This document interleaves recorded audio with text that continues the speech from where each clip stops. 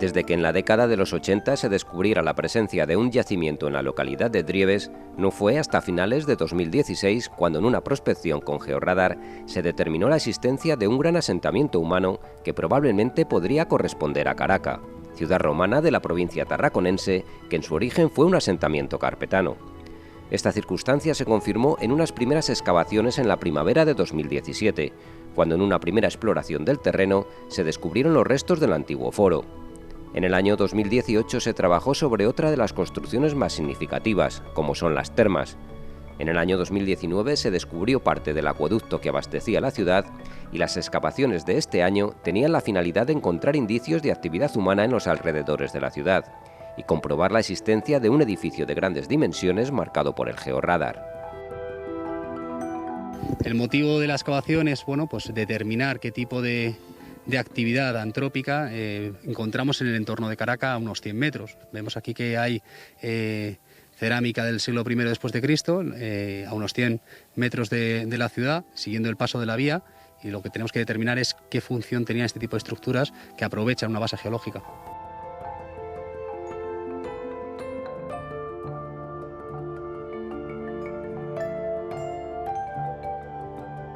Lo que tenemos aquí es la parte que han excavado este año y forma parte de una estructura natural que es un sinclinal, es decir, un pliegue cóncavo que, como se puede ver sobre el terreno, pues está muy suavizado, o sea, tiene un suavizado que a priori no es natural.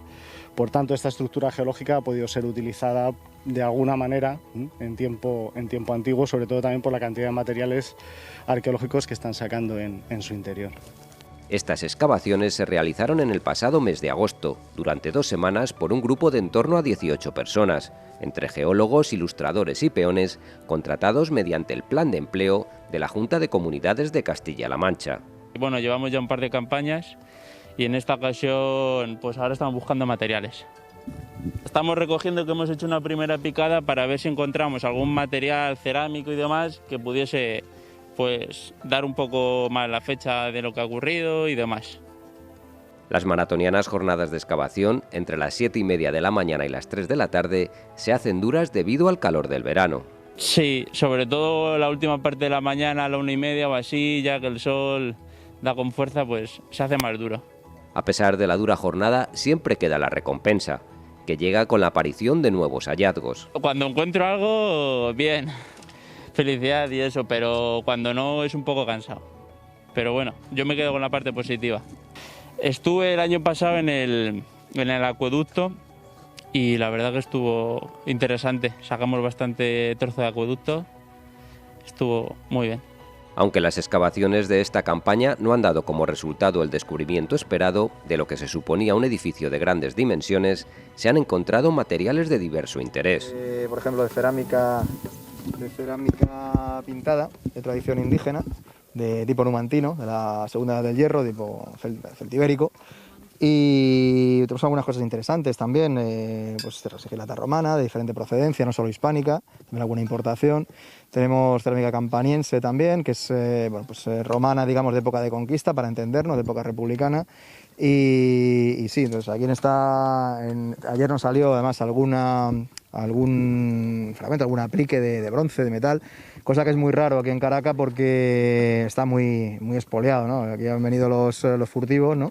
Durante mucho tiempo, con metales, con detectores de metales, mejor dicho, y entonces, bueno, pues depende del detector, pues de 30 a 50 centímetros, pues metal encontramos muy poco. Entonces, bueno, pues poco a poco son pequeñas piezas del mosaico que vamos montando. Lo que tenemos que tener en la cabeza es que Caraca pues es un yacimiento integral.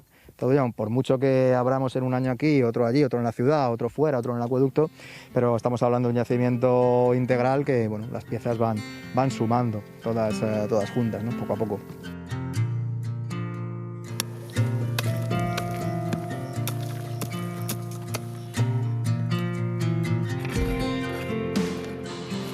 El poblamiento humano de Caraca se inicia en el año 900 a.C., a finales de la Edad del Bronce, continuando durante la Edad de Hierro, desarrollándose durante esta etapa de manera notable la cultura carpetana. De ahí la aparición de cerámicas jaspeadas tan características de esta época. Además tenemos 3 alusiones también en fuentes, Ptolomeo, Plutarco y el Anónimo de Rávena, que también indica, especialmente Ptolomeo, que son, bueno, y Plutarco también, que efectivamente es una ciudad carpetana, que luego es posteriormente romanizada. Y sí, en ese caso las alusiones en fuentes y la arqueología casan bastante bien. Estos pobladores aprovechaban la riqueza de la zona para la sostenibilidad de la ciudad. Tenemos varios recursos aquí, estamos en plena vega del Tajo, de hecho lo que es el yacimiento de Caracas está bañado por el Tajo, con lo cual pues tenemos siempre algo de agricultura en la vega, aunque por los estudios que hemos hecho de paleopolínicos, pues sí que hemos visto una presencia fuerte de ganadería, ¿no? Especialmente de ovícapridos. Estamos hablando pues de algo muy característico del interior peninsular, como es la transhumancia, que por mucho que en 1273 Alfonso X el Sabio lo organice en la Mesta, pero venía de muchísimo más atrás. De hecho, desde el Paleolítico ya iban persiguiendo a los seres humanos, digamos, a los grupos animales para cazarlos, y a partir del Neolítico para pastorearlos. Con certeza en la Edad del Hierro ya aparecen las fuentes que pueblos como los carpetanos, como los betones, como los lusitanos, tenían rebaños que iban y venían con época romana sin ningún género de dudas. En ese caso tenemos un elemento muy importante que define por qué se pone aquí la ciudad, que es el vado sobre el río. Aquí pasa una vía que es conocida posteriormente en época romana como vía espartaria, que une con Plutum, la actual Alcalá de Henares, con Cartago Nova, la actual Cartagena. Y efectivamente pues ahí hay un tránsito importante de rebaños en todas las épocas. Aparte también se utiliza, estáis viendo, si veis el paisaje por aquí alrededor, veis que hay muchísimas atochas de esparto, que es un material barato pero muy efectivo para todo tipo de cordelería, para también esos caminos, los arrieros, se han utilizado hasta hace poco, ¿verdad? Esas garrafas un poco recubiertas, ¿no? de esparto, de mimbre, todo ese tipo de cosas. Y luego para útiles cotidianos todos los que queramos, para gorros, para sandalias, para todo tipo de cuestiones, ¿no? Sobre todo para cuerdas, muy importante. También sabemos que se utilizaba también el esparto en esa época. Tal la importancia del esparto en la zona, que fue incluida por el Ministerio de Cultura junto con la localidad de Tórtola de Henares en el estudio de identificación de los paisajes culturales del esparto en España.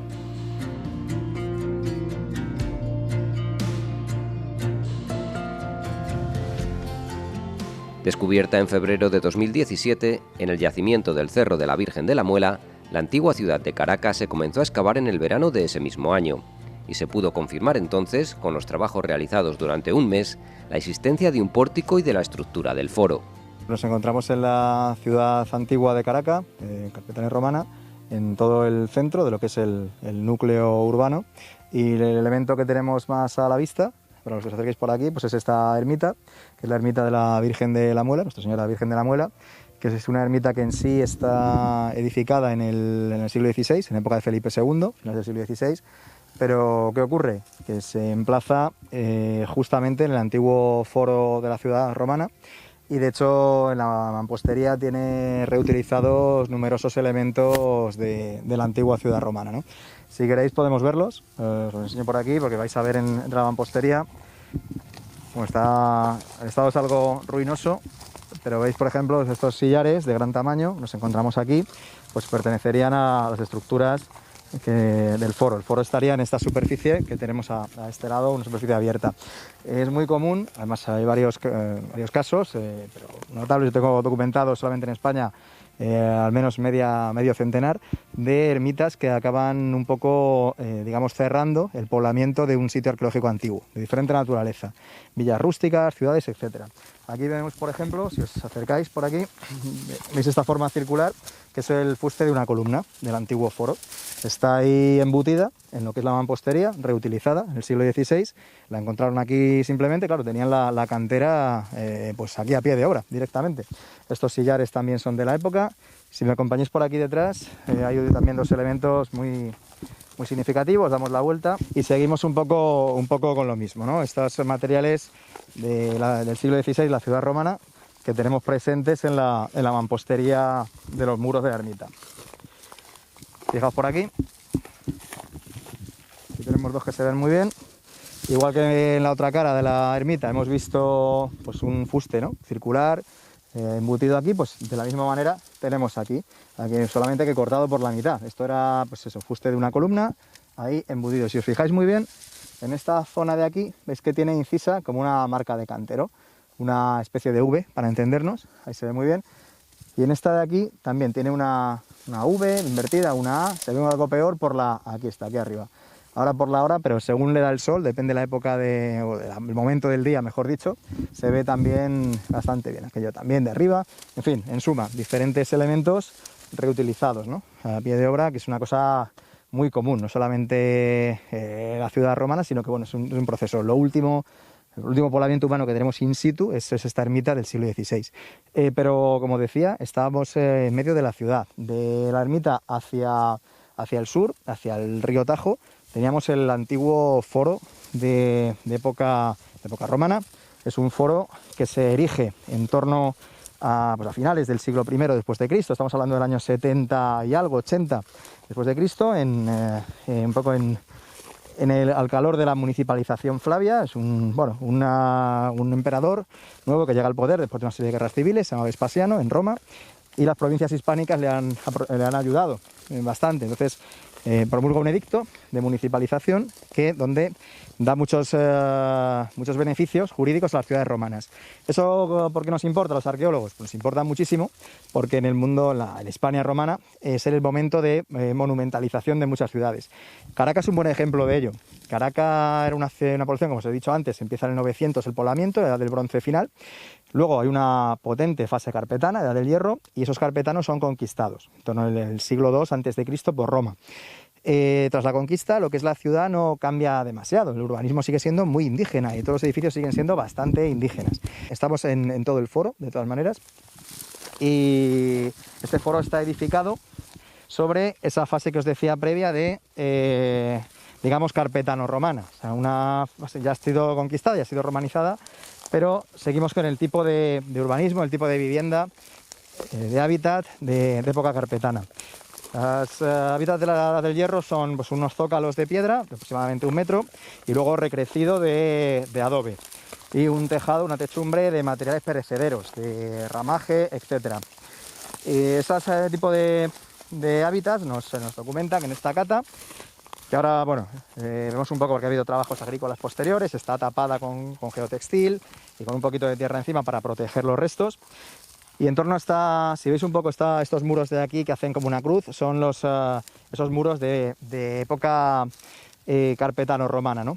Sobre ellos, como os decía, se plantea el foro. ¿Qué vemos aquí? Pues si veis esas 3 piedras muy grandes, para entendernos, hay otra allí en perfil.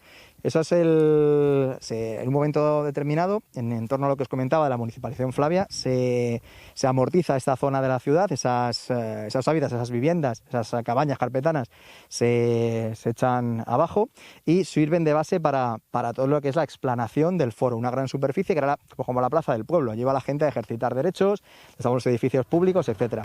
Vemos esa alineación de basas que vimos en Georradar y sobre ellas estarían colocadas las columnas de un pórtico del foro, un suelo de una lechada de cal, y a este lado, donde están estas plantitas ahora mismo, pues había un muro alargado, muy largo, y la cimentación de un edificio de grandes dimensiones. Por paralelos, pensamos que pudiera tratarse de la basílica. Una basílica, aunque nos recuerde a un nombre religioso, ¿verdad? En el mundo romano no era nada religioso, era un juzgado, básicamente, ¿no? Y este era uno de los edificios públicos en el foro. Con lo cual, básicamente, de donde estamos ahora hasta la zona de la ermita, sería el foro, la gran explanada de la ciudad. A los lados tenemos también edificios también de diferente calado, también edificios públicos. En la cata A, que está un poquito más para allá, vimos un edificio de 2 plantas, la planta de arriba abierta al foro, con una escalera, vamos a llamar monumental, para el contexto de la Hispania interior, de la interior en este caso. Y bueno, tenía una planta de arriba, como digo, recubierta de estuco. Aquí sacamos cajas y cajas y cajas de estuco que recubría las paredes, pintado de rojo hasta cierta altura el zócalo y después de blanco, con grafitos, tanto pintados, con motivos pintados, como también incisos. Uno de ellos muy simpático nos dice ave, ¿no? Hola, ¿no? Se está diciendo. Y bueno, pues todo ello nos configura el espacio de una ciudad, como digo, de orígenes muy indígenas, pero que también luego se va poco a poco romanizando y van apareciéndole diferentes elementos. Ahora vemos el foro, vamos a ver ahora las termas también, etcétera. Aprovecho donde estamos ahora mismo, en esta zona de la Cata B, que excavamos en 2017, en la fase de las viviendas indígenas, pero ya de época de conquista, o sea, previo al foro. Estamos hablando en torno al principios del siglo I antes de Cristo, antes de la monumentalización que os comentaba. Pues sí tenemos aquí, nos aparecieron restos de al menos, no menos de 4 o 5 ánforas binarias, una muy bien conservada, no en su totalidad, pero prácticamente. Pero luego había pequeños fragmentos de otras, de una Dresel 1, bueno, es una ánfora binaria de vino, que nos viene desde nada menos que el sur de Italia, el área vesuviana, el área pues, en torno a Nápoles, Pompeya, todo esto, la cuna de la arqueología clásica, ¿no? Pues hasta ahí, fijaos, aquí en el corazón de la Alcarria, ¿no? Nos llegaron estas ánforas de vino, ¿no? Con lo cual, bueno, pues otro elemento interesante. Hemos sacado también alguna cerámica de la Bética, de los talleres de Andújar. Bueno, pues ahí, aunque estamos en el centro, digamos, de Hispania, pero sí tenemos esas importaciones que, bueno, pues nos permiten, entre otras cosas, datar muy bien y siempre es establecer unos lazos, ¿no?, del yacimiento con otros lugares también alrededor del imperio. En el año 2018 se excavaron parcialmente unos 200 metros, lo que el Georradar marcó como la existencia de unas termas en un terreno de 900 metros cuadrados, confirmando la majestuosidad que la ciudad de Caracas alcanzó en su época.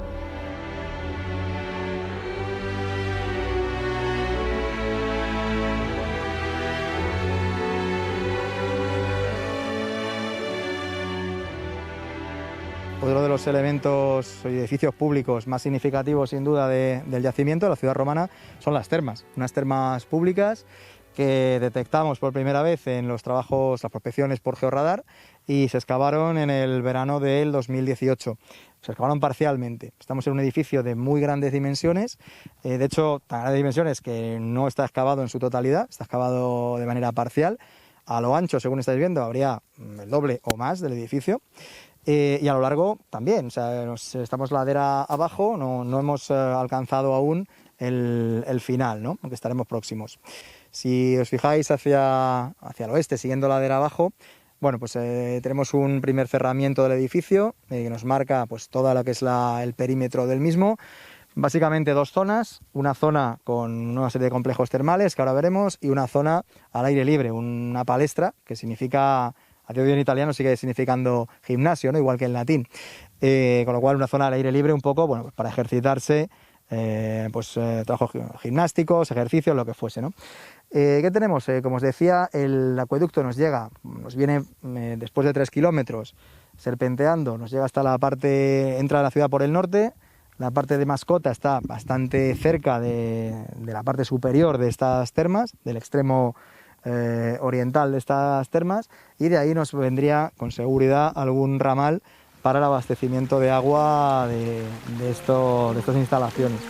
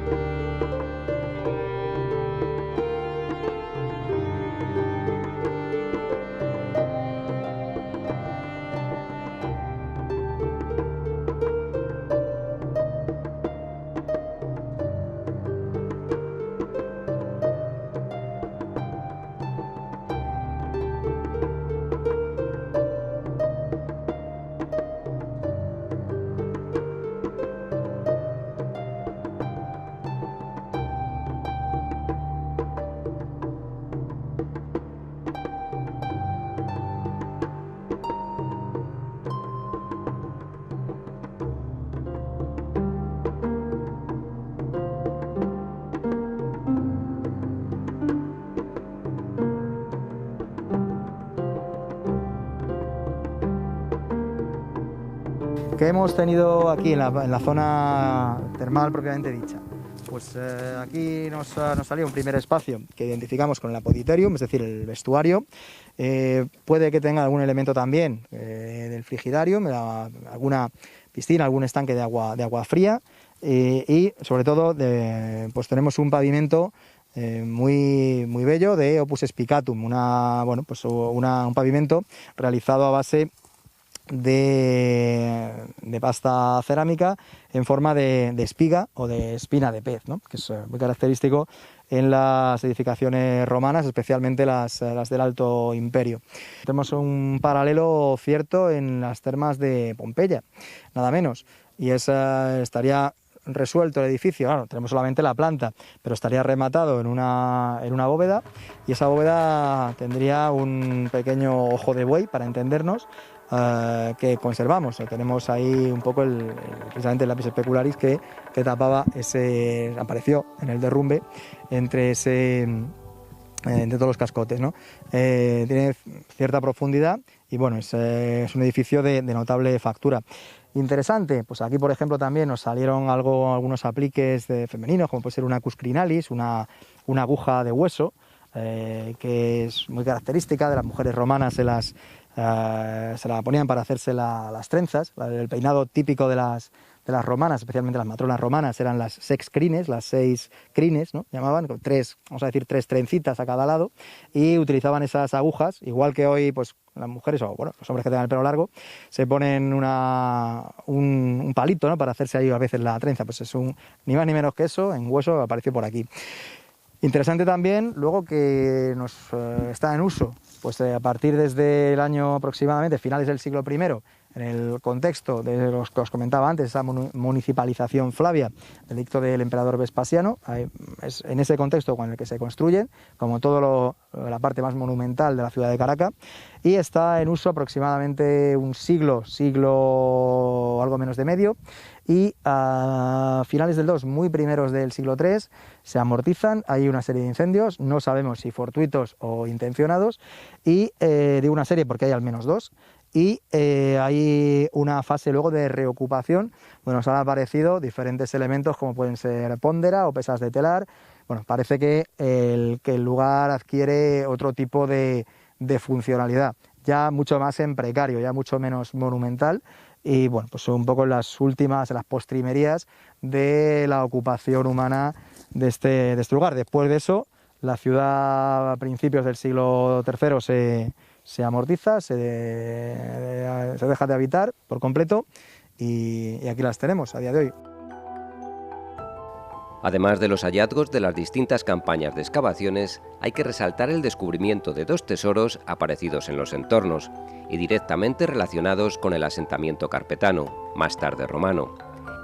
El primero, aparecido en el año 1597, en tiempos de Felipe II, y del que se tiene conocimiento por documentación del Archivo Histórico Nacional de Simancas.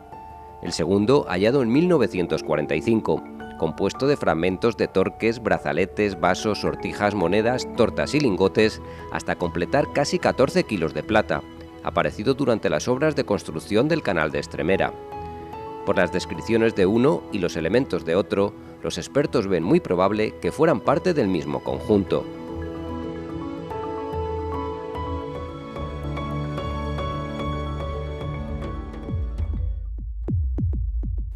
Pero lo que realmente ha puesto a Drieves en primera plana mundial es el resultado de un estudio multidisciplinar que señala a los alrededores de Caracas, concretamente los márgenes del río Tajo, como escenario de la batalla entre las tropas cartagineses y los carpetanos en el año 220 a.C., la archiconocida batalla de Aníbal.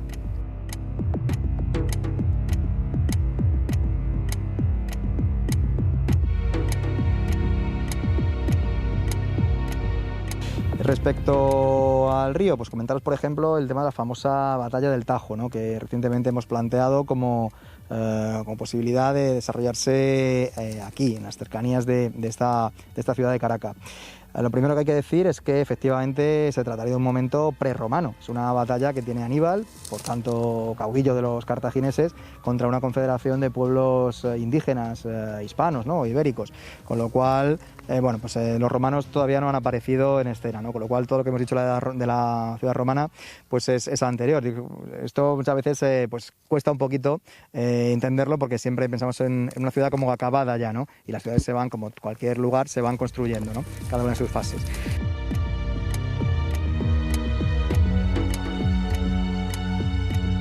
Que en el año 220 a.C., pues Aníbal realiza, muy jovencito, acaba antes de la famosa expedición con los elefantes a Italia, contra Roma y todo esto, acaba de llegar un poco al mando y realiza una expedición al interior peninsular, desde su base en Carthage, en Cartago Nova. Un poco lo que os decía, ese camino, esa vía espartaria que hemos comentado antes, lo conocemos ya en época romana, pero era un camino con seguridad preexistente desde época prerromana. Y no sabemos muy bien por dónde va, las fuentes no son demasiado explícitas, pero sí sabemos que llega hasta la meseta norte, hasta Arbucala, que algunos autores identifican con nada menos que Toro, en la provincia de Zamora, incluso con la propia Zamora, o sea, en la línea del Duero más o menos, ¿no? Para las motivaciones de esta expedición, pues esto era muy frecuente en el mundo antiguo, pues por un lado, expediciones de saqueo para tomar recursos de diferente tipo del mundo indígena, también para afianzar las propias relaciones de los cartagineses de vasallaje y todo esto con algunos pueblos del interior peninsular, y pensando ya en la Segunda Guerra Púnica, ya había sido derrotado Cartago en la Primera Guerra Púnica por Roma, pues tenían la península ibérica como gran base de operaciones contra Roma, ¿no? Y ya pensando en esa dinámica. Y también para fortalecer la propia figura personal del propio Aníbal, ¿no? Que acaba de llegar al mando, todavía jovencito, y quiere pues una serie de victorias de prestigio que aumenten su prestigio, valga la redundancia, ¿no? Su ascendente sobre las tropas, ¿no? ¿Qué sabemos? Pues que en el verano, esos tipos de campañas se solían hacer en verano. Pasa a la meseta norte, allí tiene una serie de victorias, saquea Salmántica o Elmántica, la actual Salamanca, llega al Duero, como hemos dicho, y gira, y se está retirando ya hacia sus cuarteles de invierno en Carthage, en Cartago Nova. Sabemos que en el cruce del río Tajo, las fuentes no nos dicen específicamente por dónde, pero sabemos que en la fuente del río Tajo le están siguiendo, le están esperando una confederación muy numerosa, se nos dice, de pueblos indígenas, para ajustar las cuentas, ¿no? a Aníbal. Lideraban esta expedición, digamos, este gran ejército, los carpetanos. Estamos aquí en un oppidum carpetano ahora mismo, pero también se les habían sumado otros contingentes, pues un poco de refugiados de otros pueblos que había ido saqueando un poco Aníbal, ¿no? Y lo que sabemos de la batalla es que efectivamente pues Aníbal, pues gran general, astuto estratega, pues utiliza el propio río como foso natural, podemos decir, para salvar esa inferioridad numérica que tienen sus tropas, ¿no? Él cuenta con una serie de númidas, son jinetes norteafricanos, con los famosos elefantes, con una serie de infantería también ibérica, etcétera, pero los indígenas hispanos son muchos más, y Aníbal lo que hace es esperarles al otro lado del río y obligarles o provocarles más bien para que crucen por dos puntos del río. Entonces, entre la propia corriente y la acción, pues eso, como si fuera un foso artificial de un castillo, para entendernos, ¿no? Pues es mucho más fácil la victoria. Lo cierto es que en este sector de la cuenca del Tajo, pues este es uno de los mejores, sería en el mundo antiguo uno de los mejores vados, y sobre todo pues la existencia de la propia vía, un poco con esta ciudad, Caracas, que como digo, todavía no era romana, pero sí era ya un oppidum notable, oppidum carpetano, un poco pues vigilando el paso del río, protegiendo el paso del río. Esta colaboración está justificada por la búsqueda de terremotos que pudieron perderse en el tiempo y la hipótesis, aún sin determinar, que Caracas fuera abandonada en el siglo II por las consecuencias de un seísmo. Los terremotos los producen las fallas, y eso es lo primero que hicimos, ¿no? Buscar qué falla pudo provocar un terremoto, aunque a fecha de hoy no sabemos si Caracas fue destruida por un terremoto o no. Todavía queda mucha labor arqueológica que nos permita saberlo. Pero lo que sí que ya tenemos es la falla del Tajo. La falla del Tajo sigue toda la distribución de lo que es el cauce del Tajo, desde aproximadamente Zorita hasta al menos Estremera, y es una falla que ha afectado a materiales que son muy jóvenes, que es materiales cuaternarios como estos que estamos ahora tocando en estos momentos. Estos conglomerados son conglomerados que ha dejado el río Tajo a diferentes alturas. Cuando el río va erosionando también sedimenta y va dejando diferentes escalones que son lo que denominamos terrazas fluviales. Entonces nosotros lo que estudiamos es si estas terrazas están tal cual las dejó el Tajo o luego han sido deformadas. Y sí, están deformadas por la falla del Tajo. ¿Y a dónde queremos ir con todo esto que tiene que ver los ríos, las fallas, los vados y las batallas? Pues tiene que ver en que pues esta colaboración multidisciplinar que tenemos pues está dando frutos importantes, porque en la puesta en común de nuestros trabajos de investigación, pues en ambas partes nos dimos cuenta que, bueno, lo primero, que una de las claves, como ha comentado Saúl, de la batalla fueron los vados. Y curiosamente los vados que tenemos en el río son zonas donde aparecen cuaternarios deformados.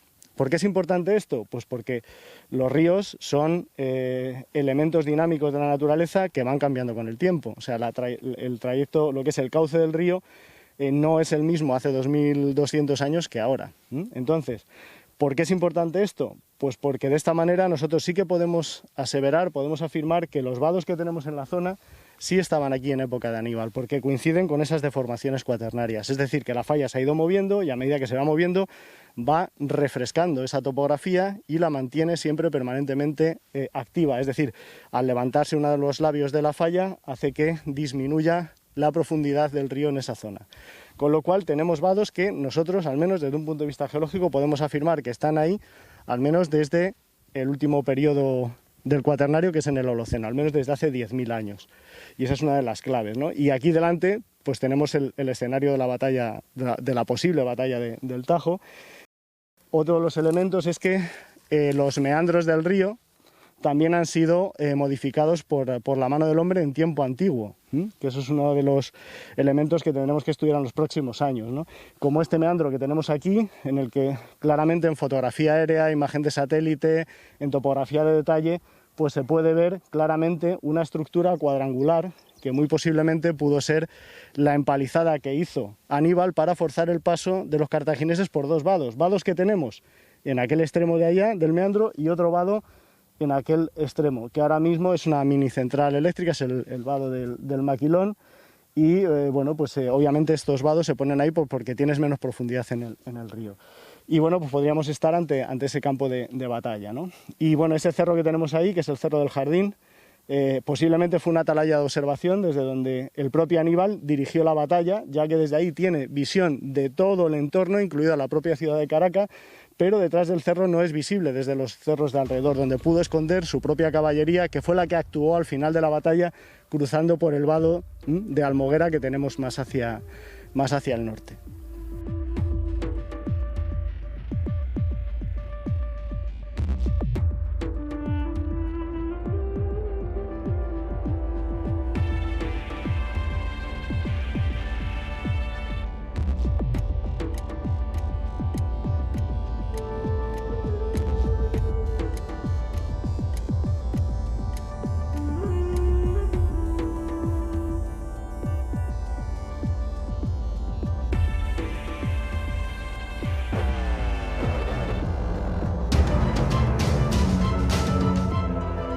En un municipio como Drieves, con clara tendencia a la despoblación, tener un yacimiento de estas características supone, además del aliciente de recuperar el pasado, disponer de un reclamo turístico que puede contribuir a la sostenibilidad de la zona.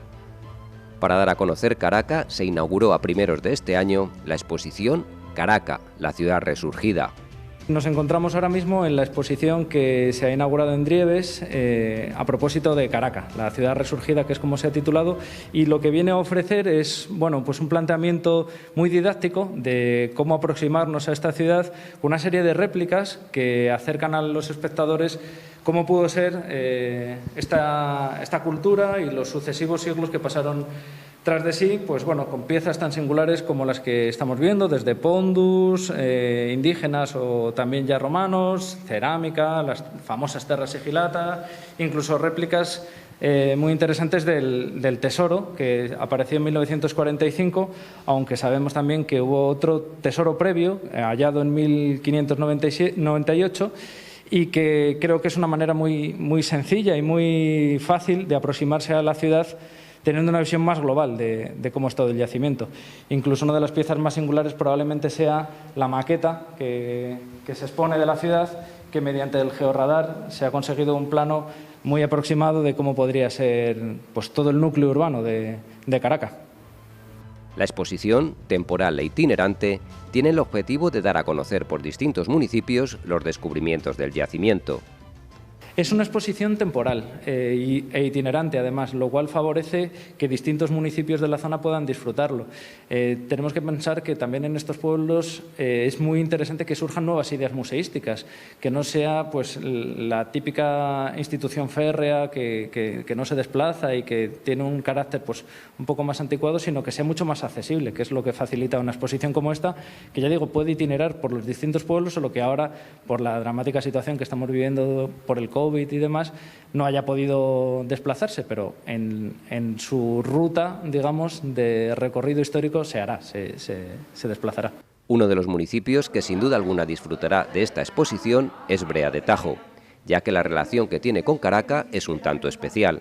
Este municipio madrileño tuvo la fortuna de ser agraciado en el año 2016 con el premio gordo de la Lotería de Navidad. Y animadas por Miguel Zorita, la Asociación de Mujeres de Brea de Tajo ayudan desde las primeras campañas de excavación a subvencionar este proyecto. Llegó Miguel Zorita, como es de Brea, con estos señores que están investigando todo esto, los arqueólogos, y nos propusieron que si le dábamos una ayuda, y a partir de entonces pues estamos colaborando con ellos. Porque Drieves lo sentimos muy cerca, porque total está prácticamente a nada, y nos sentimos con la necesidad de que eso tenía que arrancar de alguna manera, aunque seamos una miguita de arena para lo que están haciendo. Aunque los arqueólogos advierten que es mejor no tener muchas expectativas, quién sabe si en un futuro la extinta ciudad romana podrá contemplarse desenterrada en su totalidad.